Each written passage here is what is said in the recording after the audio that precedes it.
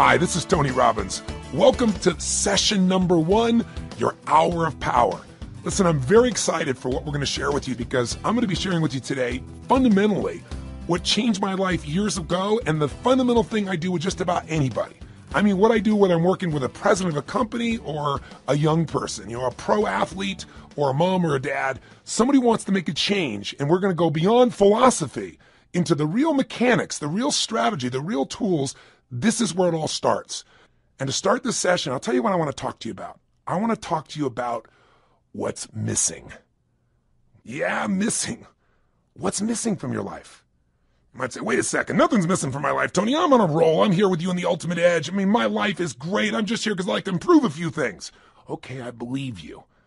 But if you're really honest, I bet there's something missing. And by the way, there's nothing to be embarrassed about that. We're so weird as a society. It's like we all want to be perfect. Something missing from my life? Nothing's missing. We try to cover it up even to ourselves. But I'll tell you how we know it. If you look around at most people's lives, there's this huge thing called stress. In fact, if you read interviews with people that do all these focus groups on politics, on business, on products, the number one emotion experienced by people in North America today, you know what it is? Anxiety. Not fear. Fear's not so bad. If you get fearful, your whole body kind of gears up and then something happens. Either you were fearful and you were right and you have to deal with the problem, or many times the situation gets resolved and you go, man, I was fearful and I didn't need to be, and the fear's gone. But anxiety is an emotion that most people carry with them every day. It's that feeling that never goes away. It never ends. It's a feeling that, man, if I don't run home and take care of all those emails and everything else, it's like it just gets piling up. It's more and more and more. It's the feeling that you never completely win, that you can't let go. Maybe that you can't even fully allow yourself to enjoy, much less just achieve and succeed. See, the goal of this first session of this hour of power is to get you not just to realize how extraordinary your life is and appreciate what you have, but also to decide on what you want and to make it happen by making the shifts inside yourself that are necessary. But to make that happen, you're going to have to recapture what's missing. Not only what you want and what you need, but if there's one thing missing from most people's life today because of the way we live and technology, it's time. I mean, think about it. Not just time, but time for yourself. Time to actually feel. Time to not just react to the constant stimulus. Time to sit down and dream or decide, this is how I want my life to be. This is what I'm committed to. This is how I'm going to live from this day forward. See, most of us are so caught up in making a living and reacting to the Crackberry or your iPhone or another set of emails or someone who's interrupting you in the middle of a conversation to take an email, on their phone, or the buzzing in your pocket or the stimulus of 1,000 channels. All of this set of triggers, all our normal business demands we have from our families. We want to take care of our families. We want to make a difference in the world and be the strongest we could possibly be. We want to achieve and succeed and be happy. And oh yeah, by the way, we got to deal with terrorism, economies that go up and down. And wow, what happened to that stock market? What happened to that real estate market? Or man, that subprime crisis. Ooh. Or, what's happening in my business? There's all the normal stresses of the environment. And then there's how we've begun to live. And I'm here to say to you that if you will give yourself one gift, if you give yourself the gift a little bit of time to think, to feel, to be, to condition your body and mind to work together, the whole game can change. But if you don't, you can succeed like crazy. You can make it all happen and you can still feel empty. Have you been there? Where you made everybody else feel good and you were a super dad or mom or a business person and, it's all there. But you still got stress? And don't get me wrong, I'm not saying you're not going to have stress in your life, but I'm saying there needs to be some time for you. Do you agree with me on this? So if you do that, you can make this psychological shift that changes life, the mental shift, the emotional shift, and the physical shift. Because after all, what are we talking about here when we talk about an extraordinary life? Let's remind you, what creates an extraordinary life no matter what's happening in our life? It's this psychology. And by the way, are you experiencing extraordinary life? Are we living in a world of extraordinary life? Extraordinary resources, yes. But depending on where you live in the world, if you live in the Western world or, quote, the modern world, what you see mostly is stress. I actually live all over the world in 4 different countries. But my primary residence, where I'm from originally, is the U.S. And, here in America, we're 5% of the world's population. but we consume 80% of the world's cocaine. I mean, that tells you something's missing. When you got to coke yourself up, drug yourself out, hype yourself up with more caffeine, distract yourself as much as you can with your iPod, your music, anything to just change your state, it's because there's some level of fulfillment that's missing. Don't get me wrong, all those things are wonderful, but they've got to be things that we don't rely on to be alive. Would you agree? You know, kids today are 10 times heavier than they've ever been. And when I say 10 times, I'm not exaggerating by much. We have more obese people in America and frankly in the Western world than any time in human history. We're not exactly starving for food. We're starving for wisdom. We're starving for fulfillment. We're starving for the emotions that we want. And so most of us turn to drugs. And it isn't always a medical drug or even an illicit drug, but rather it's the drug of food. It's the drug of distraction. It's the drug of alcohol or cigarettes or something to be able to just kind of cope with the stress that's in our life. But that doesn't mean we have a better life. It's just a break for a moment. And then we re-enter that same world. Part of my goal here with you in the Ultimate Edge, and even in the beginning of this session, is to set up a new game for you that you design, that you can win, and that you can condition into your system so that when things get crazy, bam, you can go there. And it doesn't require you to go to some external stimulus to feel that aliveness or to feel fulfilled or to feel at peace or to feel your center. So my goal is to get you to develop a couple of simple habits, to make a few simple decisions, to take a couple of actions that'll begin to create a momentum for your life that will take you to the point where you will stand tall and say, I love my life. This is what I've always dreamed about. I am not willing to settle for less than I can be or share or create or give in my lifetime. And I want to take advantage of this incredible time to be alive, and I want to enjoy it to its fullest, and I want to make sure I contribute in a unique way. And 500 channels of television with nothing on but infomercials, and 8 million different forms of computers and music and email and instant messages and beepers and cell phones and remote access to the internet, none of that's going to transform your life. Your life is going to change if you do nothing because life is changing so rapidly around you. Your body's going to change whether you want it to or not as time goes by. Your relationships are going to change. People are going to die. People are going to pass on. People are going to change their beliefs and values. Everything in your life is going to change. You don't have to work at change. Change is automatic. Progress is not. To get the edge, you have to decide that you're going to make progress in your life. You're going to have to decide that you're not going to be one of those people just drawn by the river, and you also can't get off the river and just sit on the side because life keeps moving. You got to step in the river and you got to direct your course by knowing what you want for your life. Now, why don't most people do this? Because most of us are so stressed, we never take time for the thing that's really missing, time for ourselves. I mean, what's really missing is we don't ever contribute to ourselves. We're so busy taking care of our children and worrying about our spouses and our friends and making sure at work we're accomplishing the tasks on time. And the last person who gets taken care of is us. And we live in a society that's supposed to be so selfish, so many people talk about, but the truth of the matter is most of us are working so hard to make sure everybody else is happy that we aren't happy within ourselves. And so I want to talk to you about what's missing. Time for you. I mean, when do we really stop and feel? I mean, really feel, remember who we are and what we're about and what we want from our lives. Most of us never find that time. And so what happens to most of us is since we're constantly in the action of doing, you know, the old phrase, we're not human doings, we're human beings. It's kind of corny, but it's true. We don't take the time to be. And so what occurs is, out of the stress of doing, constantly competing, trying to make sure we achieve, we contribute, and take care of the family, and we make everything happen, most of us to survive look for a way to stop and distract ourselves. And so we drug ourselves. And the drug isn't always regular drugs. We don't call it drugs. We call it food.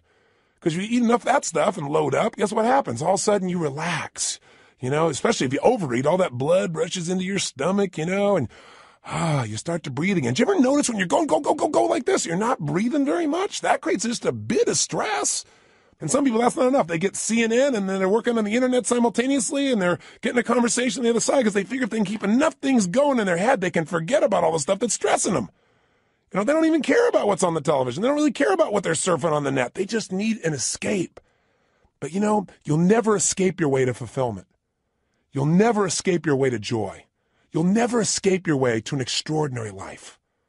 The only way you get that is by deciding what that means to you. What is that extraordinary life? What is that fulfillment? What is it you want? And that's got to be a process that is consistent, not something you do once in a while when you got a birthday with a zero on the end. Not something that you do, at New Year's where you sit down and go, all right, I better look at my life, see how I'm doing. All right, let's make some resolutions that I know I'm going to break within the week. And then I'll check in on them maybe a year from now, next New Year's, and see how I'm doing. That's called recipe for failure. Do you think most people in life are fulfilled? Or are most people in life stressed? Now, let me tell you, stress is a code word for fear. See, when somebody says they're stressed, that's because they don't want to say I'm fearful. You go, no, I'm just stressed. I have all these things to do. Well, why are you stressed about it? Well, if I don't get them done, if you don't get them done, what? Well, then everybody will be upset. Well, what if they are a little upset? Well, well, then I'll have failed. Well, if you fail, what does that mean? Well, you keep on digging. If they fail, they feel like if they failed, then they're worthless. If they're worthless, they won't be loved. Stress comes from making things more important than they really are. And most people in life are spending all their time majoring in minor things. They're putting all their focus, all their energy, all their attention on responding to the reactions of the moment, rather than stopping in that timeless place of who you are and saying, gosh, what is it that I really want today? What do I want to create? Because I got to tell you something. Everything in the outside world, everything around you that you like or dislike, that's stressing you or that you're thrilled about, was first created on the inside. Everything that you're experiencing in your life, your relationship, the way your kids are, your job, your opportunities, it all started with decisions you made in your head. Decisions about what to focus on, decisions about what things were meaning, whether you should be upset about it, or whether you should learn from it, whether this is a challenge, an opportunity, or a crisis. And the decision about what you're going to do, these decisions are shaping your life. You got to understand, getting the edge simply means this. 80% of success in anything in life is psychology. The ability to manage your mindset, your ability to find the opportunity in any situation. This isn't stupid positive thinking where you just sit around and, go to your garden and say, there's no weeds, there's no weeds, there's no weeds, there's no weeds. I don't believe in that kind of positive thinking. It's garbage. There's weeds there and you got to pull them out. But you got to have enough intelligence, enough psychology to say, I'm not going to see it worse than it is. Because, people say, I'm skeptical, I'm pessimistic. Oh, garbage, you're fearful. If you say you're skeptical or you're pessimistic, what you're really saying is, I'm afraid of being disappointed. I don't want to get my hopes up. I don't want to look naive. So I don't want to be hurt again. But I got news for you. If you're going to have an extraordinary quality of life, if you're going to get the edge in life, where the passion and the juice and the joy and the fulfillment and the happiness and the love and the family is, where the Quan is, like Jerry Maguire talked about, right? Where you got it all. You got the love, the respect, the connection, the contribution, the money, the fun, the fame, the whatever. Whatever your definition of the ultimate level of life, that edge comes when you master your mind and your emotions. But you know what? 20% of your success is mechanics, and they do play a role. And sometimes our mechanics are getting in the way of our psychology. Sometimes we've structured our life where there's no time to think or be. So you say, okay, if you ran to the rave, what am I supposed to do? All right, you start to kind of say, I should take some time for myself. Where am I going to find that? I got to get up. I got to take the kids to school. I got to make it to work. I get it all done. I come back home. I got to pick them up. I got to take them to dance lessons, to soccer. Well, then I got to work on my homework. Then I got to answer all my emails. When am I going to do this stuff? Stop. We all get what we have to have. That's it. The most basic principle getting the edge is for you to understand and for me to remember, for all of us to remember, we all get our musts, we don't get our shoulds. Everybody's got a list of shoulds. I should take time to work out. I should take time for myself. I should actually go on a diet. I should make more calls. I should just allow myself to listen to some music and meditate a little bit. I should do my taxes. But most people doing this stuff, they just what I call should all over themselves. You don't want to should all over yourself. Here's what's true. What you must do, what you believe is a must, happens. Right now, you're earning what you must earn and not a dime more. Not what you want to, don't get me wrong. And listen, I know I sound like I'm ranting. That's because I'm a nut. But by being a nut, I've achieved a lot. I've achieved a lot of things in my dreams and goals that have happened because what I am is I'm unreasonable in my expectations. So if I sound unreasonable, it's not to be disrespectful and it's not just a rant. It's because I know I've spent the last 30 years of my life now with more than 3 million people from every walk of life, from presidents of countries to presidents of companies to parents to children, best sports people in the world. I've had the chance to find the difference in people, and the difference is in their unreasonable psychology. That unreasonableness has gotten them to say, this is a must and I will settle for nothing less. And those individuals, whether it's a woman like Rosa Parks on a bus who says, no, I will not move to the back of the bus. That was completely unreasonable. She had no way to back it up, and she changed the world. Or a little lady, tiny woman with no background, no education, no money, who decides she's going to change the world, Mother Teresa. A person who by the power of her will, her psychology, her unreasonableness, by making it a must to help people that no one would help. By making that her must, she changed the world. When she died, every major leader in the world flew. 100,000 people lined the streets to watch a woman who supposedly had no resources. Unreasonable men and women shape the world. If you want to get the edge, you got to get unreasonable. The way you get unreasonable is you turn your shoulds into musts. And I'm here to tell you, you're earning what you must earn. You have the time you must have. You know, if you say to me, oh, you know, I really want a relationship, but I'm not in one, then your relationship's a should and not a must. What's really a must is you don't want to be hurt. It's a must not to be hurt. And if it's a must not to be hurt, you're not going to be in a relationship. Because if you're going to be in a relationship, there's going to be hurts. That's part of the nature of a relationship. But there's going to be more joy than you could ever imagine, too. Right? The advantage. You want to get the edge. Get over your fear and tell yourself the truth. We got to take a specific time each day where you break away from the hypnosis of the culture that tells you to settle for less than you can be, that tells you not to get your hopes up, that tells you you should protect yourself, that tells you that basically your life cannot be what you dreamed about as a child. And I'm here to tell you that as long as you buy into the culture, you'll be like the majority of the population who have no advantage and have to settle for a life that really is what I call no man's land, a life where they're not really happy, but they're not unhappy enough to do anything about it, a life where there is no passion and no real drive. Just that sinking feeling that your life does not have a real meaning or a real purpose, but you got to continue. That's a place no one wants to live, and that's unfortunately where the majority of people live. Do you agree with me on this or disagree? If you disagree, I'm respectful of that. But if you want more, and if you believe that that's possible, and you're the kind of person that won't settle, then this is the first session in you reclaiming your power. It's the first session in you putting your foot down and saying, I will not be denied. It's the first session in you saying, my body, my mind, my emotions, my relationships, my finances, my career, they're not going to be perfect, but they're going to be extraordinary. And it won't be overnight, but what will change overnight is my expectations of myself. Not my expectations will suddenly be perfect without any work. This is not a little cajoling session to say, I'm going to pump myself up. I'm going to be Stuart Smalley and say, I'm good enough, I'm strong enough, I'm kind enough, and by golly, people like me. No! Some people don't like you. Some people are going to fight to try and keep you from achieving. Some people are going to tell you you're wasting your time. And some people are going to try and trip you up are people that you love. And it's not because they don't love you or they're trying to hurt you. It's they don't want to be left behind. Or they don't want, your success to make them feel inferior, like you're achieving, or even if you're not succeeding, even if you're striving. And they're not, there's contrast in that. That's part of life. You don't have to think anything else is to be dumb, and you're not dumb, or you would have turned this tape off a long time ago. So give this thing to somebody I don't like. This guy's crazy. I am a little crazy, but you got to be a little crazy. You got to be a little different. You got to be a little weird in your expectations of the rest of society, because if you agree with everybody else, you're in trouble. Somebody told me a long time ago, find out where the masses are going. Go the opposite direction. Your chances are better. You don't want to be part of the hypnosis of a culture that settles. Not if you want the advantage in life, not if you want the edge. And again, the edge is living life on your terms. It doesn't mean the edge over something or someone else. It means living at the level of life where life is fully worth living, where that meaning is there. So how do we do this? What do we need to do today to start this process?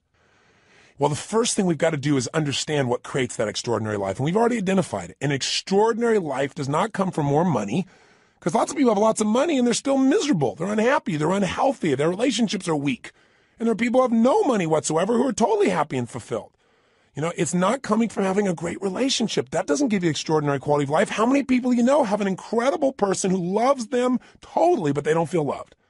Or they feel loved by them, but they still feel like their life is meaningless or worthless because they haven't achieved enough. They haven't done enough. Their body's not strong enough. Their kids haven't accomplished enough. See, it's not going to come from money. It's not going to come from relationship. It's not going to come from your job. It's not going to come from getting a raise. It's not going to come from anything but you finally stopping and understanding that the quality of your life is in direct proportion to the quality of the emotions you're in on a daily basis. If you live in frustration, if you live in resentment, if you live in anger, if you live in rejection, if you live in self-pity, if you live in those emotional states, the quality of your life, no matter what happens, no matter how much money you get, no matter how many people think they love you, no matter how much you achieve, will be worthless. If you live in a space of gratitude, if you cultivate the emotion of passion, if you cultivate the emotion of excitement, of love, of compassion, of drive, of hunger, of ambition, of appreciation, of grace, of humility. In those states, it won't matter what happens in your job. It won't matter what challenges come, because they're going to come. I mean, it's only a matter of time. You'll have another one soon. We all got problems. Problems are a sign of life. And the way we deal with them determines the quality of our life. And the way we deal with them is, where do you spend your time emotionally? Where are you? That idea of an extraordinary life only comes from an extraordinary psychology, which is a mindset that allows you to find an empowering meaning in whatever life gives you. I mean, I meet people all the time that are so upset over the littlest things. And you meet somebody who's terminally ill and you don't even know it. You don't even know. You find out later on from somebody else. They're so happy. They're so exciting. You talk to them and say, how do you do this? And they say, listen, to me, it's not how long I live. It's how I live. I'm here to live fully while I'm here, while I'm alive. I'm going to get upset about little stuff like that. I have a friend that was shot down in Vietnam, was locked up for 7 years. His name is Captain Jerry Coffey. And Captain Coffey and I have been friends for several decades now, but I'll tell you, the greatest thing he did that allowed him to make this one of the best experiences of his life, which is ridiculous as that sounds, he really experiences and believes, is because he developed a set of rituals while he was in that prison that allowed him to take control of his body, his mind, his emotions, and to this day, they live inside him. One of the most valuable things of this session, the reason we call it this hour of power, and the shortcut to it, by the way, is called 30 minutes to thrive, or at least 15 minutes to be fulfilled. Everybody's got 15 minutes, is a set of rituals of what you're going to do with your body, your vision or focus, your emotion, your language, that will gear you up to be able to handle anything. Where literally whatever happens, you'll be able to say the same thing about that aspect of your life as Jerry Coffey said about those 7 years. See, in any moment in time, you can be upset about anything. Because what's wrong is always available. I mean, if there's nothing wrong with you, if you got kids, there's something wrong there. I promise you. Just look. Or there's something wrong with your spouse. There's something wrong with your boss. Or there's something wrong with the world. There's something wrong in Africa. There's something wrong somewhere. What's wrong is always available, and so is what's right. If you don't consciously decide what you're going to focus on every day and make it a priority, then weeds grow automatically. You don't have to plant weeds. They're automatic. You don't have to worry about gravity. Something's going to pull you down unless you use your will to stand up and move. You go, well, it's just natural to be down all the time. Well, then it's natural to lie on the ground, right? But how we have an extraordinary life is we resist the natural forces. I remember years ago when I met Norman Vincent Peale. He was amazing. He was 92 years old, and he was doing a seminar. And I was 32 at the time. And I thought, gosh, only 60 more years of this. And so I said to him, I said, Norman, what are you doing still going out here doing seminars at 92 years old? And he was so cute. He turned to me and he said, Tony, there's still a few negative people out there. I started laughing. I said, you're the best. And I said, tell me, what's the most important thing you want people to understand when you're talking? He said that problems are a sign of life. He's the person I got that from. I said, what do you mean? He said, well, everybody's talking about how they don't want any problems. He said, but the only people without problems are people that live in cemeteries. And I said, I heard that somewhere. He said, well, yeah, I said that in 1936. I said, my God, he's been around a while. But the reason I tell the story about him is the idea of resistance. He said to me, when he first met Gene Tunney, who was the heavyweight boxing champion of the world back then, he said, I went up to Gene and I said, Gene, how do you get muscles like that? And Gene looked at me and said, do you really want to know, or are you just asking? And Norman said, actually, I was just asking. But he said, I didn't say that to him. I said, yeah, I want to know. And he said, Gene looked at me. He got really intense. Put this grimace on his face. He made his bicep really huge and showed me the size. And he said, you know how I get this? Every day I push against enormous amounts of resistance. And my pushing against that resistance sculpts these muscles. They expand by demand. I thought, wow, expand by demand. That's pretty cool. And Norman looked at me and he said, I thought about that for a long time. He said, you know what I realized? He said, I realized that God gives us problems because problems are the resistance that we have to push against to sculpt our character, to sculpt our souls. And he said, if we didn't have any problems, we don't have a life. And I thought, he's right. The only thing I want is a better quality of problem. In the beginning, I had the problems like, how do I eat? How do I take care of myself? Then in my business, how do I get someone to show up? Then it was like, oh my God, we can't get a big enough stadium. These are quality problems. I have to remind my team of that. But the reason I tell you that is whether it's a problem or whether it's an opportunity, it comes down to focus. If you're in a lousy state, everything's a problem. When you're feeling strong, when you're in that place, when you feel alive, then all of a sudden what used to be a problem is like, we can handle it. But if you don't do something every day to get yourself in that state first, and you first get hit with stuff, I promise you, you're not going to deal with it the same way. So let's get right to the point here. If you're going to have an extraordinary life, that life where you are juiced, then all that means is you're going to have a life where the primary emotions of your life are the ones you want. See, it doesn't mean that life works out every way you want. Sometimes it rains on your parade. Sometimes the events of your life you can't control, but you can control what it means to you. And when you control what it means to you, you have the ultimate power of your life. You have the edge, the ultimate advantage. See, I'll give you an example. Did you see that movie that won the Academy Award, Life is Beautiful? It's a story of a man who has an extraordinary life. Not because he has more money than anybody else, not because he's in a situation where everything is easy, but because he's alive. He has this joy about him. And by the way, if you've actually ever met Roberto Benigni, the man who plays this character, you know that he lives this way day to day. You know, he was authoring this thing from himself. He's such a joyous guy. And when he won the Academy Award, you never saw so much emotion. He was like a little boy, and everybody loved it because nobody else has the guts to be that way. Or they've forgotten what it feels like to just feel, to be alive. What makes him extraordinary? An extraordinary psychology, an extraordinary mindset, an extraordinary way of looking at the world. And in the movie, the man has that, doesn't he? And who does it affect? Everyone. Everyone within the realm of his influence. His wife feels like the most cherished person on earth, and so does he. Because when you give that kind of love and that kind of joy, people give it back. It's infectious. His son seems so happy, and they're in the middle of the Nazis taking over their country, and if you know the story, I won't run it, you know that they get picked up. And there's such a connection amongst the family that the wife is not being sent away, and she gets on the train with them. And there in the middle of this camp, this man with his extraordinary psychology figures a way of looking at the situation for his son, presenting it so that his son sees it as a game. Isn't life a game anyway? Instead of this horrible situation. And because he has that perspective, in the end, his family survives. See, if you want your family to survive, if you want them to succeed, if you want them to have joy, if you want your kids to have a lasting love, if you want to be able to give gifts in your life and not just take care of yourself, then you got to have an extraordinary psychology within yourself. It's not where you live physically, it's where you live internally. There are two worlds, the inside world and the outside world. We can't totally control the outside one, but we have absolute control of the inside one. But you know what? Most of us are too busy to take any time to check out and see how it's going on in here. Or we just accept it as this is the status quo. This is who I am. This is my life. Or I'll get to it later. Mañana. I got to handle this first. Something else that's not so important. I want to invite you, my friend, to take the time to say, I'm going to have every day an hour of power. Every day I'm going to have at least 30 minutes to thrive, or 15 minutes to be fulfilled, for God's sakes, where I'm going to take those 15 minutes and I'm going to focus on everything I'm grateful for. I mean, if we're going to have a life, we got to have time. And the time has to have some specific things we do, and one of those is gratitude. If you want to know what's the quality of your life, how much time do you spend in gratitude? How much time are you grateful and appreciative to the point that emotion wells up in you? I'm feeling it now. I'm so grateful to God. I'm so grateful to have the privilege to serve you right now. So if you can get to that state, everything changes. I'll give you an example. If you think about being fearful, when you're fearful, you're not grateful. And everybody's got fears. Fear they're not enough. Fear that it won't work out. Fear they won't be loved. Everybody's got that at some level unconsciously. We're human. So you can put the fear aside when you're grateful.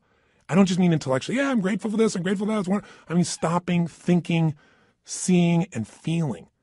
So I'm going to walk you through a system that includes gratitude. Every day of our life, we got to have a vision. Every day of our life, we got to have something that excites us. When people tell me, oh, I'm bored, I'm tired, that thing is boring. No, you're boring because you don't have something that excites you in your life. You haven't come up with a vision. You haven't come something to move towards. We all need something that's going to make us use more of who we are, our courage, our passion, our joy, face our fears, build our emotional muscles. But you don't build emotional muscles when you do the same thing day after day after day. What you get is a life that's unfulfilling. So we've got to have a vision. So every day I'm going to take you through a simple process that'll get you to expand your vision so you have a compelling future, that thing that makes you want to get up early. There's a reason. You got to have a reason. And, I have friends that have sold their companies. One guy sold his company and made almost $1 billion in cash, about 800 million plus. And, he was so excited for about 2 months, maybe 3. But you know what? After that, there's only so much time you want to sit on the beach by yourself because everybody else is working, and doing something and being productive. There's only so many cocktails you can take. There's only so many, movies you can watch. There's a limit to it. What he needed was a new vision. Anytime you achieve a goal, as you get close to it, you better set up the next one real quick, because otherwise it's kind of like postpartum. You were looking forward to that baby, and now you got him. And sometimes in the middle of the night, you're going, what did I do here? Have you ever had that experience? I got 4 kids. I can relate. I hope you can. But you know what? You also have the experience on the other side of it. It's so wonderful. It's kind of like you got to have a vision for what your life's about now. Without a vision, people perish. And you got to have a daily vision that'll excite you. Otherwise, life becomes mundane. And there's nothing worse than an okay life. I told you, you're not going to have that when we're done here. I promise you, if you get this little habit, you won't have to settle for a mundane life. What people are going to go is, what happened to you? Because there's an excitement in creation. There's not a lot of excitement in maintenance. You have to maintain your body. You got to maintain things, but creating things, that's what God created us for. Gave us the gift to make choices that could create new things, businesses, ideas, families, friends, a garden. And it's available to every one of us. But if you don't got a vision each day, then the day is not going to have much juice, is it? So every day there's got to be a little time for vision, right? Time for gratitude, time for vision. Every day you got to move. I'll tell you why most people are unhappy. They don't move. Look at our lives today. Most people live in a box, don't they? And then what do? They get up in the morning, have a box cereal breakfast, right? And then they get in their box and they drive. And sure enough, they drive to their box office. They go up a box elevator. They type on a box. They talk on a box. They have a box lunch. They drive their box home. They turn on a box to be entertained. And maybe they just really go for the variety and have a cylinder to try and change their state. Listen, life has got to be about movement. When you move, you're alive. Emotion comes from motion. The more you move, the more you feel. Motion in your voice. For me to have this voice change, I'm changing the way I move. You saw me right now, you think I'm a maniac because I'm moving different ways, but that's how you feel. And by the way, the less you move, the less you feel, the less alive you are. If you're totally rigid, totally inflexible, no movement, this is known as death, right? So if you have emotionally, you're stuck, move. So every day you got to move. Now that can be a simple, gentle form of exercise, but it's something that's got to happen. And by the way, if you want a great relationship with anybody, what do you got to have? Some time with them, don't you? How about you? And not only do you have to have time with them, but maybe have a conversation with them. And most of us got conversations in our head, but we're not directing them. So we're going to show you each day how to have a conversation that you direct, a way of directing your mind, of shaping your mind, of conditioning your mind. It's kind of like going to the gym and just getting in the best shape of your life, but it's the best mental, emotional, spiritual, physical shape. And you don't need me to do it. I don't have to follow you around the rest of your life. This is going to be something you're going to do for yourself. And remember, if you don't do this every day, it's okay. I don't do it every day either. But I'll tell you what I did. I did it for years. I did it for months in a row. The way I shifted myself is I realized I can't do this once in a while. I got to drive it in my body. And I did. The physical change, the focus, the language, until I literally felt it, breathed it, experienced it. I literally drilled and programmed my mind that I would follow through, where I would expect the best, where I would take action without hesitancy. If you're not yet getting the result, come back to this process. If you miss a day, just do it the next day. But I will tell you this, if you do this for the next 30 days, 21 minimum, couple of weeks, absolute minimum, I'm talking at least 15, 20, 30 minutes, you're going to get momentum. You're going to get addicted to this. You're not going to be doing like it's a chore. You're going to look forward to this time with yourself. You're going to come out so vital and strong for your day, or it's the end of the day to get ready for the next one. You're going to love it. And I will tell you, I've talked to people who've done this for years and then they stopped for a while and then something else showed up in their life and they know exactly where to go to get back on target. They come back to this hour of power. And you don't have to do the full hour. Just do 15 minutes to be fulfilled. Do 7, 8, or 9 minutes where you move your body. You get focused on what you're grateful about. You focus on what you really want. You do some incantations and you'll be rocking and rolling. And if you do that, you'll get momentum. Pretty soon you go, oh, let me do at least 15 minutes. Oh, man, this is feeling good. Let me go for a half hour. Don't you deserve at least 30 minutes out of your day? Out of 24 hours? An hour out of 24 hours to have the power and the juice and the excitement and the strength be activated in you? Listen, all this stuff's in you. But if we don't focus, if we don't activate it, we're not going to have the power and fulfillment we deserve. But if you do, I'm telling you, life, whatever you've dreamed about creating or shaping or experiencing, it'll be our cartoon compared to the experience you'll actually have of your life or what you'll really create. I know this not only from my own experience, but from millions of other people who do it. This has got to become your baby, your time. Take it, use it, live it. By the way, this is a process you're going to do for yourself. I'll be here for you on this audio program, this Ultimate Edge, but you don't need me. This becomes a ritual you can do on your own. You ever want to kick in the butt or you want some guidance, come back here and I'll be here for you. But this is something you can do for the rest of your life. It's not creating any dependency. This is your life. This is your process, and it'll be your reward. So, how does it work? Well, let's do this first. It's time for you to make some discoveries. So I'm going to ask you, just take a moment. And if you have our journal there, you can do it in a journal. You can do it on a piece of paper. You don't make it rules-driven. Just do it. Don't just do it in your head. I want you to write down all the emotions you experience in an average week. And on one side, write all the good ones. The other side, all the bad ones. Now, when I say bad ones, there really are no bad emotions, but the ones that are painful and you don't like. So all I want you to do is write them down. And when you write them down, try not to edit them. Don't try and say, well, just do it this way. If you experience this emotion on a consistent basis, doesn't mean every day, but at least once a week, write it down. The ones you consistently feel, not the one once in a while you feel this feeling, because what this is going to tell us is where you're really living right now. This doesn't tell me your income. I don't care. But I care about what you're passionate about. I care about what hurts you. I care about what you love. I care about what moves you. And you do too. And you don't even have to tell me the what's. Let's just figure out the feelings first. So please take a moment right now, because now we're going to begin to stop talking and we're going to start the process of doing. First step here is let's figure out where you are. Write down now, on one side, all the emotions you consistently feel in a week that are positive. On the other side, all negative. So stop the tape right now, or if it's a CD, just pause it and get yourself to this right now. Go ahead.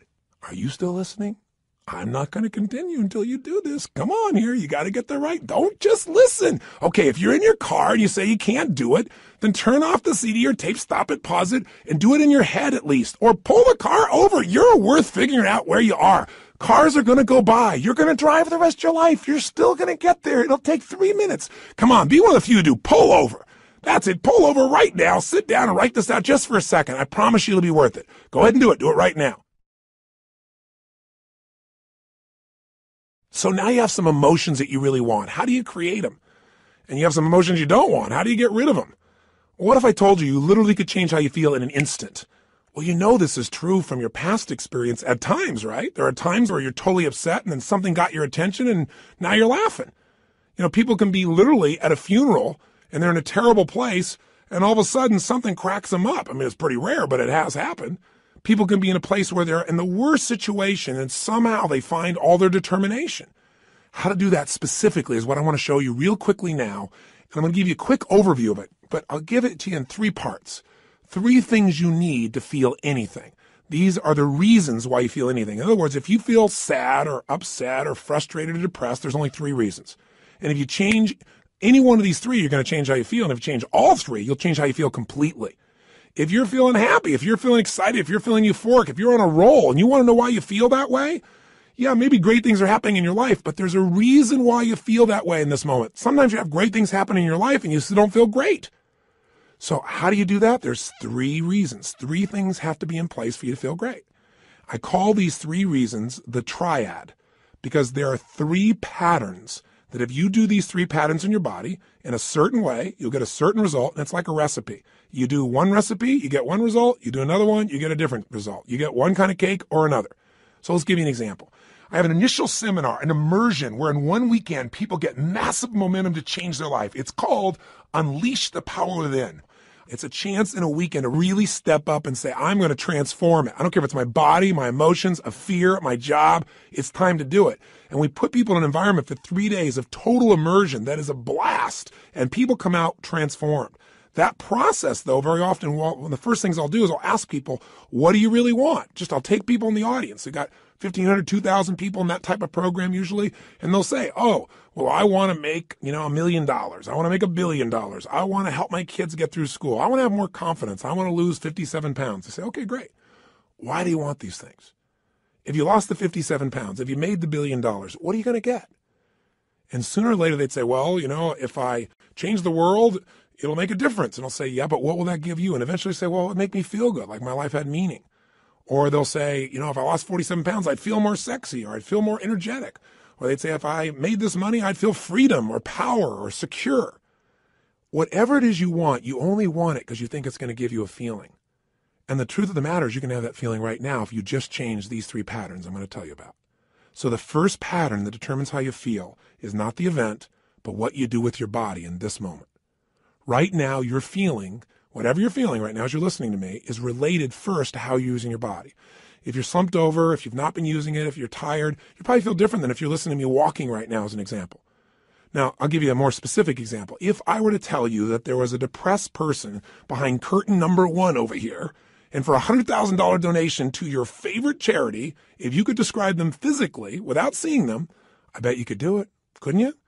What's their posture like? You know, say it or think it at least. You can say it. No one's going to hear it. You're probably in the car. You're walking. People talk on phones all the time. They don't know what's going on.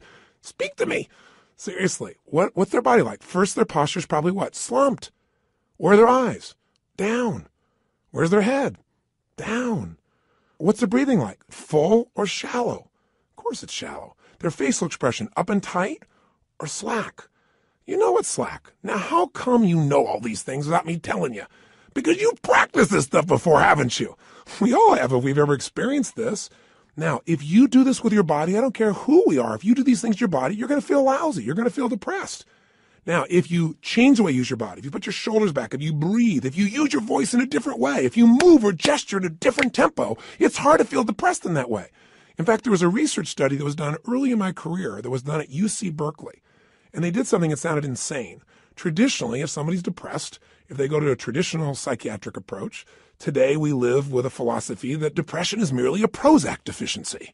You know, that we live in this world today that if things aren't working out, let's not resolve what's going on inside you. Let's just drug you. It's called better living through chemistry. Yeah, just drug you and keep on going. We do the same thing with kids today. We got this attention deficit disorder. They've now upgraded it to ADHD, attention deficit hyperactive disorder. This couldn't be the fact that kids are overstimulated, don't get enough focus or attention, and don't know how to use their energy in a world where things are going so slow when they're learning in school compared to how they are on the internet or on MTV or anything else. It must be that we should drug them into submission so they get as slow as us and we're comfortable.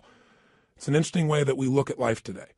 The truth of the matter is these kids are using their bodies in ways that aren't acceptable, but they're not being directed. We go for the quick hit. We want the instant solution, even if it isn't the long-term solution that makes us more healthy.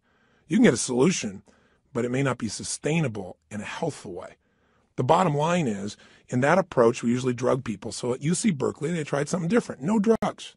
Did something you're going to think sounds so stupid. Here's all they did.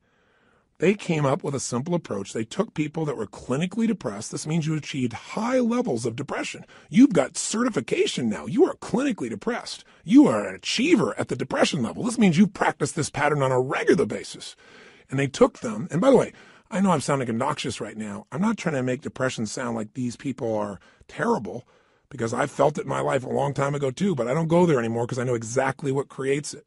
And I want to break the pattern of us thinking we're not in control. So please understand where I'm really coming from. But the point is, here's what they did. They had people come for 4 weeks, stand in front of this mirror that has 3 parts to it, and do one silly thing. Grin from ear to ear. And they had to make them smile for no good reason for 20 minutes. Now, when they're doing this, they had a grin so big that they created crow's feet on the side of the eyes. You know, that little set of lines, you're smiling so big? Now, interesting, they keep their shoulders back while they're doing this and breathe fully. You go, dumb idea. But what happened? Not a single person was able to remain depressed, including a woman who claimed that she was depressed even while she slept, which is one heck of an accomplishment. And you know what's interesting? At the end of these 20 days, many of them had no need for medication anymore, and that's all they changed. Only one part of what we call their triad. Just the physical part. That's how powerful it is. See, if you rise up, if you move up, if you use your body in a totally different way, you're going to feel different. Emotion is created by motion. See, we have 80 muscles in our face. How many of them are you using consciously? Are you doing anything different with your body so you can feel different? Or do you do the same things so you feel the same things? You look at your list you have written down there. That list represents a few patterns that you do in your body on a regular basis and you don't even think about it. And whenever you do it, you're going to feel it. Some make you feel good when you do that. Some make you feel bad. By the way, when you think about a movement, to breathe, you got to move. To sing, you got to move. To speak. If I start talking like this, I'm moving organs in my body in a different way than if I start speaking more like this. And I said, hi, I'm Tony Robbins, and I'm going to share with you now how to have an extraordinary life during the next 7,000 hours of this program. You've got, turn this guy off quick. There's got to be some combination of energy there, and that energy comes because I'm not sitting in a chair here. I don't have a script in front of me. I'm looking at this microphone. I'm visualizing your face, and I'm trying to think what I can give you that I know will make a difference based on 25 years of experience. And I'm telling you, the number one thing is change the way you move. Change the way you use your body, and you'll change the way you feel now. Instantly. I don't care how bad you felt if you change it. Now, if you just change it for a second and you move your hands up for a moment, you make a little minor change, you'll get a minor change in feeling. But if you make a radical change, if you go, yes, I'm doing this now, I'm sick of this, I promise you're going to feel different than if you go, I don't know what to do. I know this sounds so stupid, but it works. And you know what? The best study of life is what works, even if it's simple. It's nice to have things simple. Why do we have to make it so hard to feel good? Here's the second part of the triad. The second part is the pattern of focus and belief, and they relate to one another. See, whatever you focus on, you're going to feel whether it's true or not. Have you ever had an experience where somebody did something, or you thought somebody did something? Even better example. You heard, you thought, and you thought they did it to take advantage of you. And as you focused on that, you got angry or sad or hurt. And then later on, you found out you were dead wrong, that either they never did it, it wasn't true, or that wasn't their intent, and you felt bad about it, or you felt embarrassed. How can that be? Because whatever we focus on, we feel, whether it's true or not. Focus equals feeling, just like the way you move affects your feeling. See, right now, if I said to you, what are you juiced about in your life? What could you be excited about? If you really wanted to be excited in your life right now, what could you be excited about? Or what are you proud of? Or what could you be proud of if you wanted to be proud? Or who in your life do you really love? Who loves you? Think about it for a moment. Who do you really love? Who loves you? By the way, how does that feel when you focus on or you think about someone you love? See, whatever you focus on, you're going to feel. Focus equals reality to the individual, even though it's not reality in actuality. I'll say that again. Focus equals reality to the individual, even though it's not reality in actuality. That's a complicated way of saying whatever you focus on, you're going to feel, whether it's true or not, because your brain doesn't know the difference between something you vividly imagine, that's called focus on, or something you actually experience. It's very powerful. If you use this to your advantage, it means something very simple. How fast can you change how you feel? As fast as you change your focus. As fast as you change the way you move. See, right now, if you're focused on something that's really upsetting or something you're worried about or something you're fearful about, you're going to feel those feelings. If you focus on something you're really grateful for, you're going to feel a totally different set of feelings. See, you are in control and you can change your feelings in an instant. The problem is we don't believe we can change that fast. And the second problem is we have patterns of doing this, don't we? We tend to, on a regular basis, focus on what overwhelms us or focus on what we're upset with in our spouse or focus on why we failed in the past. And if you keep focusing on things where you didn't succeed, guess what? You're going to feel like a failure. And when you feel like a failure, you're not going to take action to make things better. You can't build on the past that doesn't work. But you can also focus on what you want, on what you want to create. You can focus on the solution. Hey, when you got a problem, everybody's got problems. But 95% of your time has got to be spent on the solution. 5% on the problem. Most of us spend all the time describing the problem more and more detail. And we wonder why we feel overwhelmed. Focus is the secret key to changing, and you can do it in an instant. One way to change your focus is to change the third thing, your language patterns. See, all day long, we're thinking. What's thinking? All day long, you're asking and answering questions with yourself. Should I do this? What does this mean? Why is this? Where is this going on? That's what initiates thinking, is a question. You know what the problem is? We have patterns of questions we ask that don't serve us. Some of us ask questions like, how come this always happens to me? Well, it doesn't always happen to you. But if you ask a lousy question like that on a regular basis, your brain goes, because you're an idiot.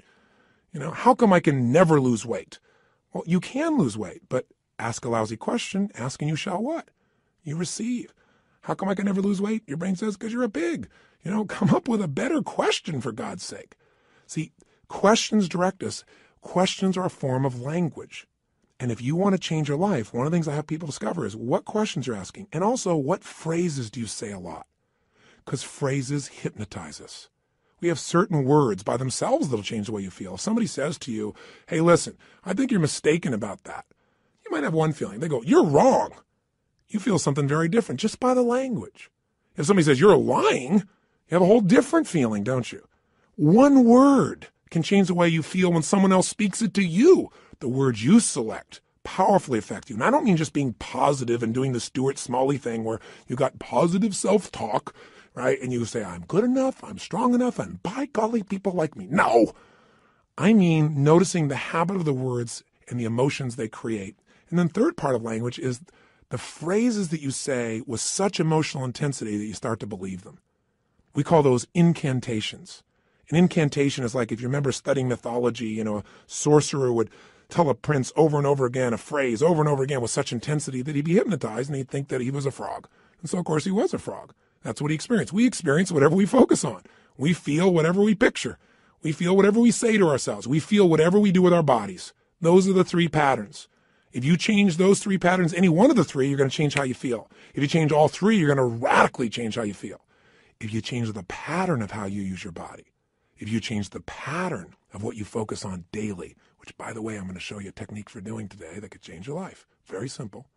If you change the pattern of what you say to yourself with the emotional intensity you say it, you're going to change the pattern of how you feel.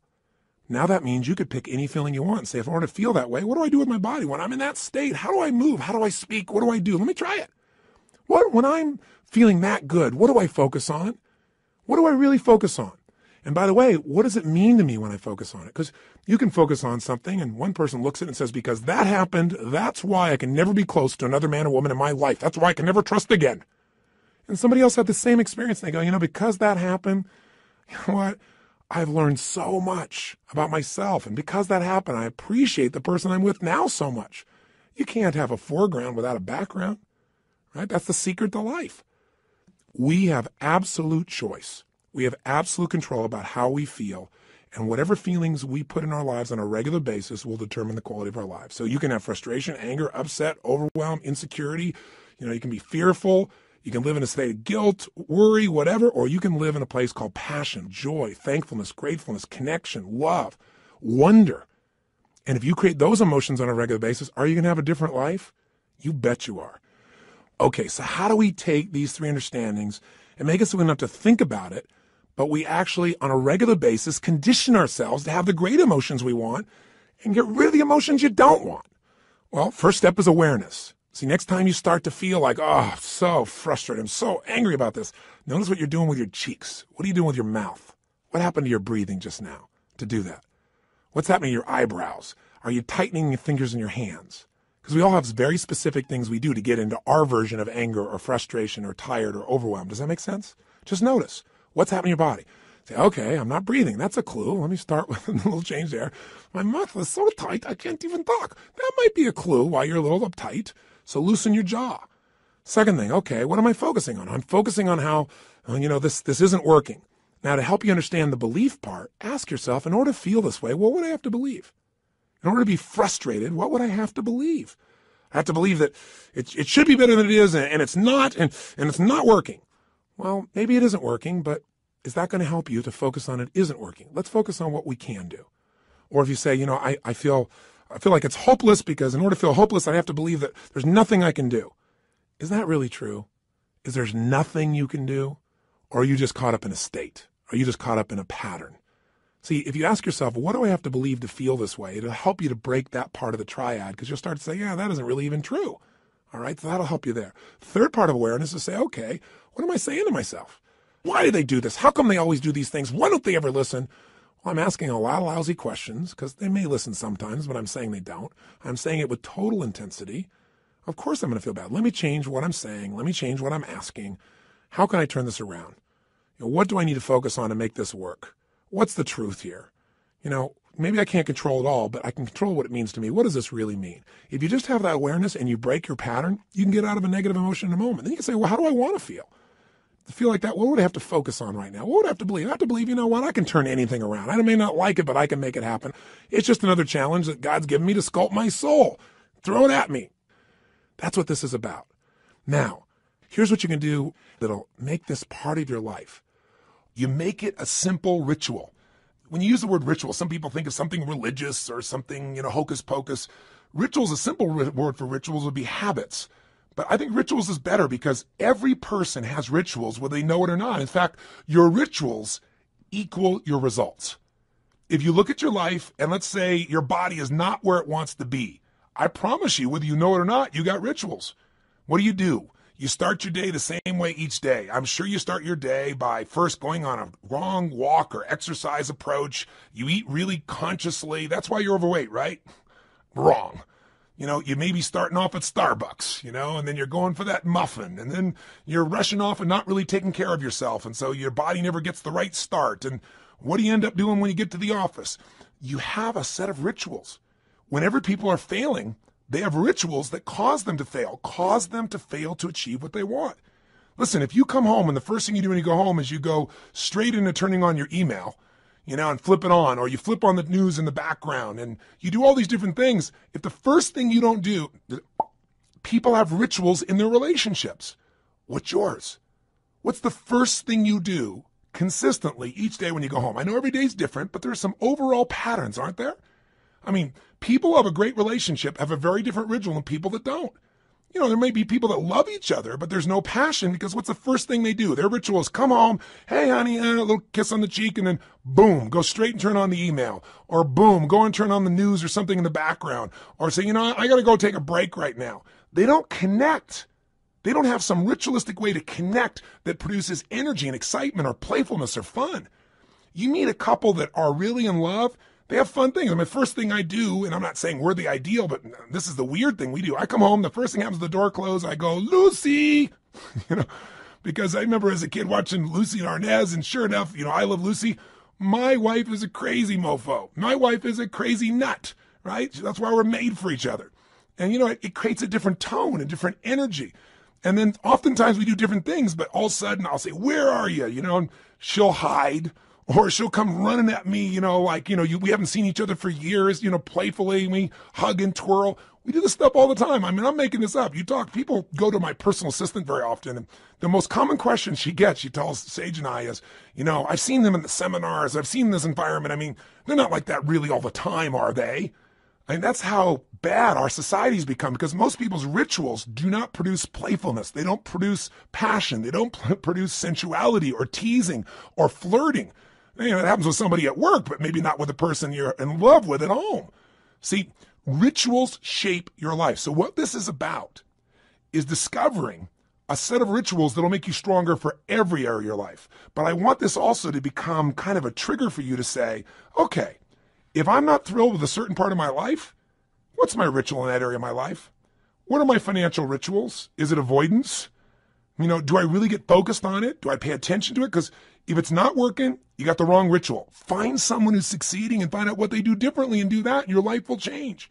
That's the essence that we're starting with. So we're going to give you a simple, fundamental ritual we call the hour of power, or 30 minutes to thrive, because everybody's got 30 minutes, or at least 15 minutes to be fulfilled.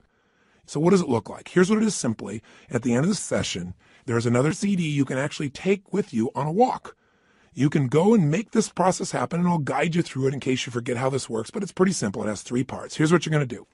The first step is that you want to make sure that the moment you wake up in the morning, there's no hesitancy to get up. So you start to train your body, which is training your mind. Remember, your body and mind are linked. Whatever you do with your body, it's going to affect your mind. You want to train your body to jump out of bed immediately with energy, without hesitancy, and to start moving. Because remember, emotion comes from motion. We've got to move. Now, ideally, you would exercise in the morning. There's a lot of reasons to do that because of all the times. And by the way, I'm a night person, so I understand if you go morning, I ain't jumping out of bed in the morning. I turn on around midnight or 1 in the morning, and sometimes I don't go to bed to 4 or 5. So what I'm talking about, you can adapt, but just hear me out. The ideal time to work out is in the morning, because if you exercise in the morning, you turn on your metabolism and you have it for the whole day. If you don't exercise, you get no metabolism and you just keep gaining fat, and your body loses its strength and you lose muscle every single year, especially as you age. But if you can train yourself to do that in the morning as the first thing, even if you have to get up earlier, or go to bed slightly earlier, or just take 1 hour less sleep, or 30 minutes less sleep, or 15 minutes less sleep, if you can do that in the morning, you turn on the metabolism, but you also turn on your emotions. Movement and breath are the first phase. So what you're going to do, have your shoes beside your bed. And if you've got somebody to do this with, it's even better. I mean, if you got your lover and the first thing you do is get up in the morning and you can spend time walking with them, that's great. But you get up and you physically move. You go for a walk anywhere. You get outside. You get out of the house. You move immediately. Now, walking doesn't sound very dynamic and you may want to run, but you walk first to start warming up your body, warming up your metabolism. And as you're walking, there's a pattern of breathing that when you do it, it will stimulate your body to cleanse itself, and it'll start to move everything you need. And the ratio of breath is you're inhaling 4 breaths in a row, so it's, and then you're exhaling 4 in a row. As you're doing this, you're actually going to be tapping fingers. You'll be doing this same pattern again and again.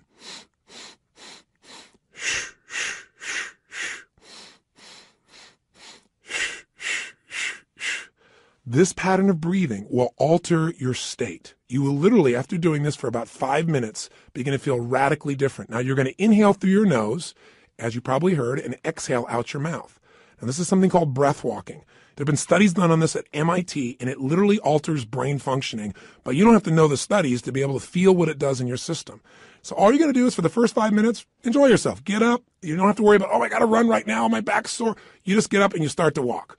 You walk for about 5 minutes with this breathing pattern. Step 2, you get grateful and you begin to visualize. So in phase 2, what you're going to do now is you're going to cultivate the emotion of gratitude. What you're going to do very simply is, remember I said fear disappears when you're grateful. The minute you're grateful, you're rich.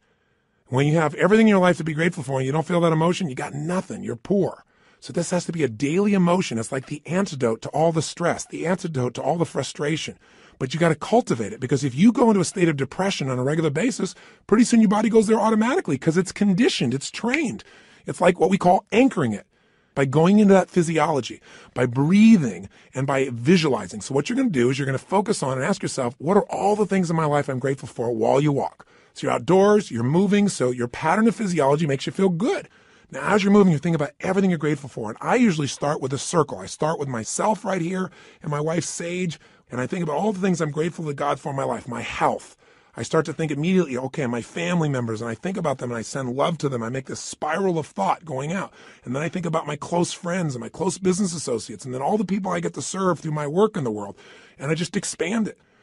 You think of moments you're grateful for. You know, a moment that I had with my son where he shared something with me that just made me cry. It was so beautiful. You know, there are moments in your life. So what are we doing? We're moving and breathing. That's changing your physiology. We're being grateful. That's a focus. And so now you change your focus. And now what you focus on is everything that you really want in your life, but you focus on it from the state as if it's already been achieved. I honestly start just giving thanks for it as if it's done. I am so grateful that that business deal has come together the way it has. So what I do is I begin to see it as if it's already done. Because remember, your brain can't tell the difference between something you vividly imagine and something you actually experience. So I see it. I feel it. I think about it. I feel the emotion as if it's already achieved. The more you can program your body and your mind and your emotions that something's achieved, your brain can do things you're unaware of. And if you focus on what you want continuously, you'll move towards it. Whatever you focus on, you move towards. Most people are focused on what they're afraid of. So as an example, when somebody's out of control in a car, they immediately look at the wall they don't want to hit. And of course, as they look at it, they steer right into it. The same thing happens in life. Wherever you focus, that's where you go. Don't focus on what you fear. Focus on what you want and make it real. The more certain you are that what you want can happen, the easier it is for your brain to figure a way. When you say this is important, your brain starts noticing anything that'll get you to what's important. And if you believe it's already happened, you know enough about life that when you have that kind of certainty, your brain will find the way. Now you start focusing on today. What do you want to create today? You think about meetings you're going to have. What do you want to make that happen? Instead of going, oh, I got to go to this meeting. What do I want? Most people think about what they have to do. Think about what you want to do. Who do you want to turn on, excite, make happy? Who do you want to make laugh? What do you want to achieve there? What do you want to accomplish? See, the more you can see it in advance, you got to remember, everything that's in your outside world started in your inside world. Everything in my life, my kids, my businesses, this conversation with you started as something in my head, and now it's real. The same is true for you. You got to create in your head first the way you want it if you want it to show up in your life the way you want it. Most people create in their head what they don't want, and so, of course, they keep manifesting what they don't want. So even for this day now, focus on what do you want to create out of this day. Think about what's coming up. How do you want it to go? How do you want to feel? How could you respond? And just get yourself juiced about the day. So now what you need to do is incantations. So if you're walking, as you're walking, you can be doing this. You can even be doing it with the same breath you started with, or you can be going, I love my life. I love my life. I love my life. You go, that sounds so positive, thinky tone. But you know what? If you do it over and over again, you're going to be vibrating. I've done incantations my entire life. It's how I've conditioned myself. 25 years ago, when I first started speaking, I was 17 years old. I'd made some changes in my life really quickly, and I started sharing it. And I didn't have speaking skills, but I had a state. You know, when you're in state and things just flow, it's just like having a conversation. You don't have to think about it. It comes out of you. But I made myself get in state because I was fearful. So I said, I got to focus on how to serve, not on am I going to do a good job. I need to focus on giving, not on how am I going to do. If you focus on how you're going to do, you're going to get worried. So I created an incantation, and I've done it for 25 years before I go on stage every single time. If anyone's been backstage, they'll see what I do. I make a big change in my body, take an explosive breath, shh, and I do this thing I call a power move that stimulates my body so I'm at the strongest state I can be. Second thing I do is I do my incantation.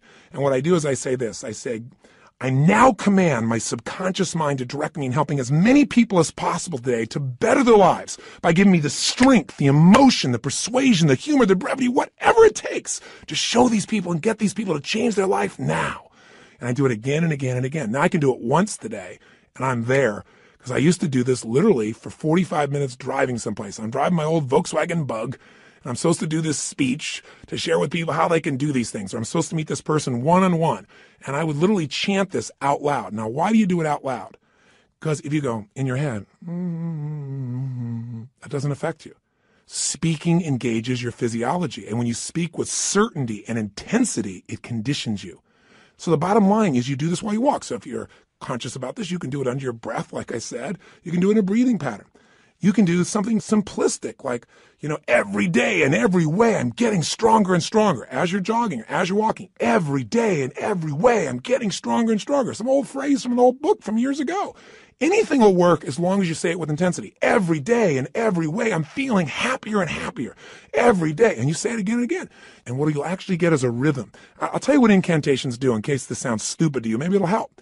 Have you ever made the fatal mistake of going to Disneyland and getting on a ride called It's a Small World After All? If you have, you know the power of incantations, because what's stuck in your head for the next 3 weeks? That song in 37 languages, right? Or if you hear a song and you get it in your head and you can't get it out, and it goes on and on and on. Well, this is a way to get the right idea in your head and condition it, but not just the idea, the feeling. So now what you need to do is exercise, ideally 20 minutes, no less than 15, 30 even better. And if you can do 45 minutes, that's wonderful. And that's how you get to the hour. And so at the end of this hour of power, you want to celebrate. You want to say, my God, I got myself to do this thing that set me up for victory. Now, you won't have to work at celebrating, I promise you. You'll feel so good, you'll be vibrating, especially if you did the incantations. Now, this process, you might say, well, I'm not going to run 5 times a week. And you don't have to. You can just go on a walk. And you can do this process, this hour of power of focus, and you can spend 10 minutes on gratitude, 10 minutes on visualizing, 10 minutes on what you want to have happen today, and do it in 30 minutes. This is your freedom.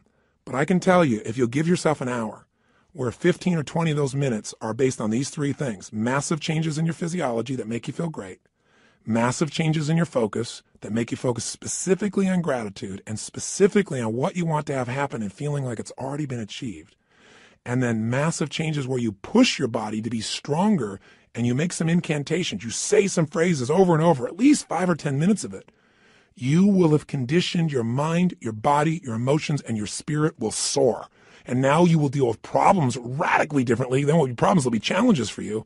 And more importantly, you'll be excited to connect with people. You'll be excited about your projects. You will affect people around you in a different way because you will have an extraordinary psychology. Now, by the way, these fundamental rituals, they really come down once again to doing something to change your body, something to change your focus, something to change your language. And where did I come up with this? Well, the biggest changes of my entire life have always been engaging those 3 forces. I mean, I've called it the triad then, or the hour of power, but these are the things that changed me. When I was in my very early stage of my life, and my mother and father got in this major conflict, and my mom got really upset, so she kicked my father out, and you get a sense of who was the power in the relationship by that description, don't you? But the bottom line is she thought I was on his side, so I went out next, and it was Christmas Eve, and I had to figure out how to survive. And so one of the things I did was I stayed at some friends' houses. I dealt with, I lived a pretty intense and crazy life at that stage. I was 17 years old, and I was working as a janitor. And I worked in a place called San Marino, California, and I was living in a city called Azusa. I was still in high school, and I would literally take buses to be able to get to this place in San Marino. I worked with two banks, Security Pacific Bank and Lloyd's. And I love being a janitor because I could work in the middle of the night and you got paid for results. Instead of lollygagging along, man, I kicked butt. I went in there, put, the equivalent of my iTunes on, but in those days, it was this big 8-track portable player. That shows you how ancient I am. But I carried it around from room to room, and man, I just kicked butt. And I got through that thing, they gave me 6 hours to do, and I think I used to do it, if I remember right, like in 3.5 or 4.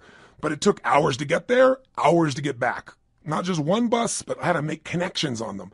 So long story short, I'm doing this, I'm not getting much sleep and getting up in the morning, going to school, and I'm burning out, but I'm still sticking with it. And I'm upset with my mom because I feel like she is not listening to me. And frankly, this is not an attack on my mom. Thank God she did this. This made me so strong. At the time, I hated her guts, honestly.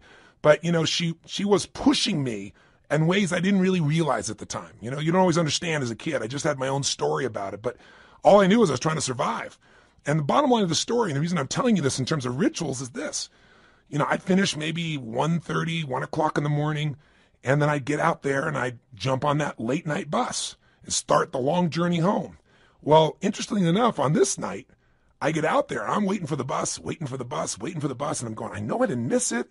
And I kept my eye out on it because, I couldn't afford to miss the bus. It's the only bus till morning or, I don't know when, hours and hours later. I never discovered that, but I knew I had to be on that bus. And nothing came. An hour went by and nothing came. An hour and a half went by. Now I don't know the real time. I can't remember honestly, but somewhere around 2:30, 3 in the morning, and I'm freaking out. And so sure enough, guess what? Somebody comes by and goes, "Hey kid, what are you doing?" And I said, "What are you talking about?" This man, he said, "The buses aren't coming," because I was sitting on the bench. He said, "There's a bus strike." So what do you do? I didn't have any friends with cars. I couldn't, quote, call home and get a lift. So I finally thought, I got to get home. And I started walking. I thought, at this pace of walking, I am never going to get there.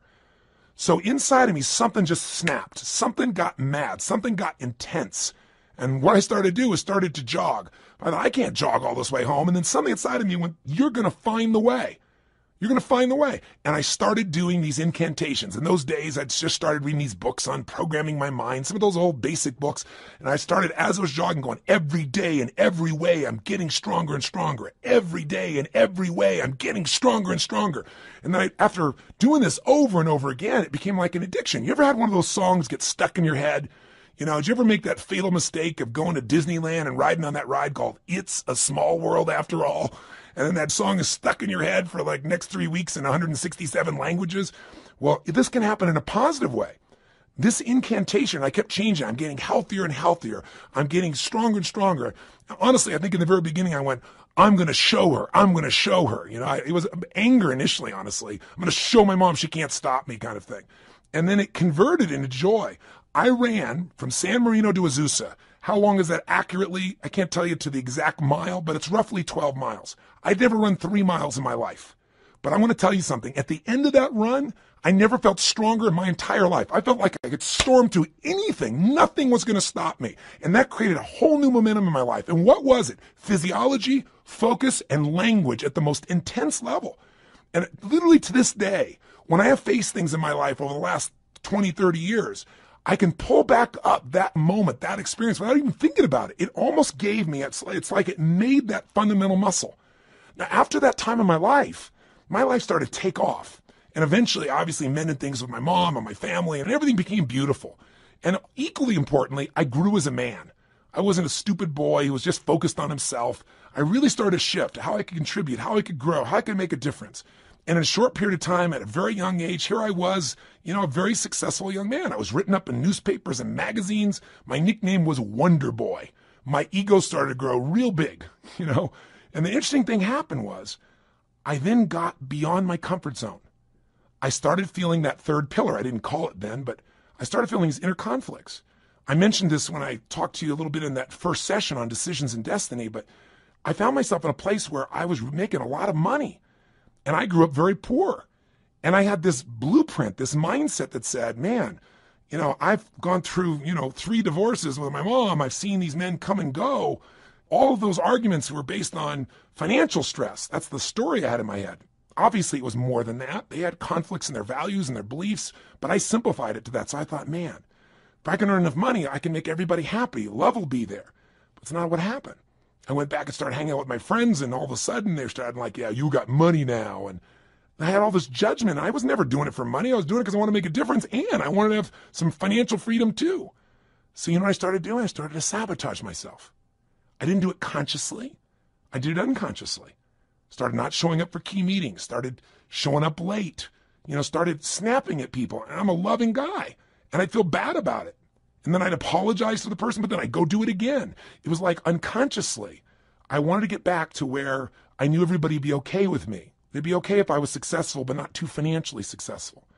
And the bottom line is, if you've heard the story of my life before, people come up and say, how did you change your life? When you're back there in Venice, that's where I was. I lost everything financially.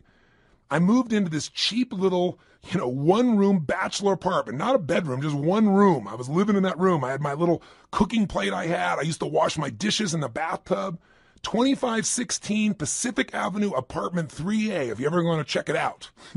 I literally went back there years ago and knocked on the door to see who was living there and see if I could help them out, see if lightning could strike twice in the same place. That's a whole nother story I'll tell you sometime. But the point is, I found myself in this place where I was waking up each day feeling sorry for myself. My life was a mess. I was watching television all the time. I was eating to try and fill myself up because I wasn't filled up emotionally. And I gained 38 pounds in about 2.5 months. And again, that's not easy to do. So, what did I do? I kept eating and just not moving as much as possible. But what changed me was a series of events, one in particular, but a series of them that really made me feel humiliated, made me look at my life and say, man, somewhere inside of me, I know I'm more than what I'm demonstrating mentally and emotionally and physically and financially and spiritually. And the day that all snapped for me, the way I changed it was with the same ritual. I didn't think about it consciously. I just went, look, I got this big gut. I got no energy. I feel like I got no control over my life. So I decided I was going to go on a run. Now, going on a run is not something I'd done for several years at that point, at least a year and a half. And I had this big gut. And so I put on, in those days, what used to be known as a Walkman. Don't know if you're ancient enough to remember those as well. You can see how I was moved from 8 tracks all the way into the Walkman, this giant little device with a headphone. And I remember I played some music from a group called Heart. Do you remember them? They had a song called Barracuda. And I got on that beach and I ran as hard as I could humanly run until I felt like I was going to spit up blood, and I kept on doing it. I didn't know what I was doing at the time, but you know what I was doing. I was making a big change in my physiology. And I used the music to put myself in a peak state of focus. And when I was done, I took out this journal, I wrote a line down the middle of the page, and on one side I wrote everything I was committed to having in my life. Everything. And the other side, I wrote everything I'm committed to not having in my life, which is most of how I was living. The relationship I was in, the way I was living physically, the way I was financially. I didn't even know how I was going to change, but I had an absolute vision for what I wanted. I was in a peak state physically, and I started doing incantations. I started doing these. I started going, God's wealth is circulating in my life. His wealth flows to me in avalanches of abundance. All my needs, desires, and goals are met instantaneously by infinite intelligence, for I am one with God, and God is everything. I remember it so vividly. I'm not looking at some script right now. I remember it vividly because I did it day after day after day. And I didn't just say these over and over again. I visualized God's wealth is circulating in my life, and I see the wealth of God coming to me in the form of love and joy and connection and making a difference. His wealth flows to me in avalanches of abundance. And I'd imagine avalanches of joy, of happiness, of impact, of money, of love, of fun, everything. I'd image it. I'd feel it in my body as it was happening. God's wealth is circulating in my life. His wealth flows to me in avalanches of abundance. All my needs, desires, and goals are met instantaneously by infinite intelligence. And I would say it with that intensity and see it. For I'm one with God, and God is everything. Over and over and over and over again, till I would wake up thinking these thoughts. God's wealth is circulating my life. I would feel this connection to God. I'd feel this connection to nature. I'd feel this sense of abundance. And sure enough, whatever you focus on, where focus goes, energy flows. I started looking for answers. What did I do? An hour of power.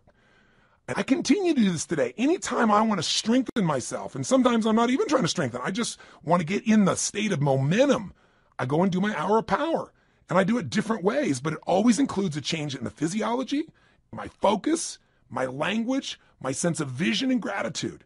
And I can do it different times and create all kinds of variety and use music and elements, but it never leaves me. And by the way, I promised to tell you exactly what Pat Riley did. I said, how did Pat, when he lost the second game of the NBA championship, 2 in a row, and he's looking at his players and he sees that they don't believe they can turn this around. And all the media is saying only 2 teams in history have ever been able to come back from 0-2 and win the championship. And you don't have a historic team here. It's not like you have the greatest players in the world on your team. He's hearing all this. How do you find a way to find that internal certainty that could get him to not only believe, but do what's necessary to maximize his ability as a coach? How do you find enough certainty that he could transfer that to his team? He did his own version of Hour of Power, does it to this day. Pat's way of doing it is he gets a little walk going, and then he does these yoga-like postures that cause him to make this radical change in the way that he's sitting, moving, breathing, and focusing. And then he starts to get visions. He starts to meditate, and he gets a vision for what he's really after, not what he's afraid of, what he wants. He asks quality questions that give him quality answers. And then, of course, he has his incantations for himself and for his team. They have a theme that they repeat again and again and again until it literally gets in their nervous system. One of Pat's most fundamental belief systems that he uses as an incantation with his teams as long as he was a coach was simply this: we are the best conditioned, strongest, toughest, most disliked team in the league. Because he wanted to be so strong that they could face anything. And all these guys get that in their body day after day after day. But it was in one of these sessions that he got the insight to say, we are winning. He got the vision. We're going to win 12 days from today. And then his second hour of power, he got the insight. Okay, I'm going to get these guys to have certainty because I'm going to tell them they're only bringing 1 suit. We're not booking in any other hotel rooms, only 1 night. There isn't going to be a 7th game. We're winning on the 6th game, and we're even going to book the venue for victory here in Miami that night when we get home. I mean, I'm going to box us in. He got that out of an hour of power. And then the sharing of the experience of Martin Luther King's writings that came on his 3rd day of hour of power during this process. You want insights? If you want an extraordinary body, it takes a ritual, doesn't it? A ritual of diet or a ritual of exercise. If you want an extraordinary emotion and spirit, it takes rituals. One of those that you might want to add to this hour of power is prayer. If you believe in prayer, this is it. And this is a form of it. Maybe the greatest prayer is not asking for things, but saying, thank you. Thank you, Lord. Getting in that place on a daily basis for no less than 15 minutes to fulfillment, and ideally the hour of power, will change your life more than anything else. And if you did it for 6 months, your life will never be the same. Because all the research shows that if you even exercise for 6 months, you'll exercise for the rest of your life because it becomes physically addictive to you. If you get away from it, you'll feel pulled to do it. All you got to do right now is give it a week or 10 days. Do this with me for 10 days, and I promise you, you're going to get some momentum.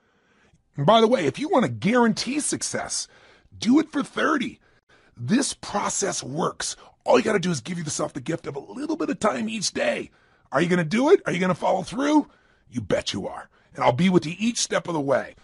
Now, I know this audio session is much longer than any other than a workshop, because I really wanted to hopefully engage you. My goal was to do everything I could to get you to give yourself what you deserve and to tell you the 3 things that you got to take control of and to remind you of the fundamentals that your life is nothing but your emotions. If you get the right emotions, you'll work out. If you're determined, you'll work out. You can change a state that fast, but you got to get the habit. Are you sold? I hope so, because the sale is for you. It's not for me. It's for you to create what you want long term. If you will do this, and you'll even do it 4 days a week, if you'll just get a habit that you'll commit to and not break, your pride will soar.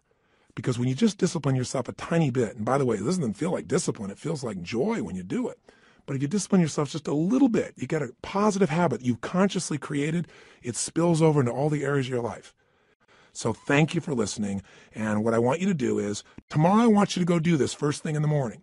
I want you to start out your day by doing this hour of power, or this 30 minutes to thrive, or these 15 minutes of fulfillment. Just do it. And by the way, if this sounds complex and I've overloaded you because it's been a long session, don't worry. I'll walk you through it fresh as we do it, but make sure you get started. The hardest part is the first step. The hardest part to get is momentum. So my friend, I plead with you. Give yourself this gift each day.